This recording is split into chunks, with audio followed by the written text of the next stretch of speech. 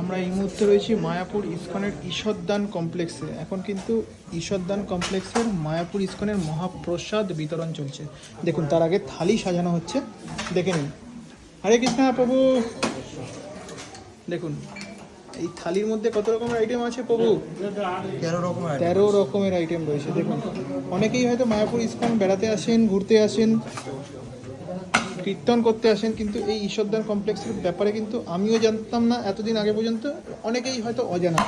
তো তাদের জন্য ইনফরমেশন দিয়ে রাখি, এখানে কিন্তু এই যে 13 রকমের আইটেম দিয়ে এই থালিটা, রাজকীয় থালিটা পরিবেশন করা হয় ঈশ্বরদান কমপ্লেক্সে। প্রভু, কুপন সংগ্রহ করার নিয়ম কি রয়েছে প্রভু?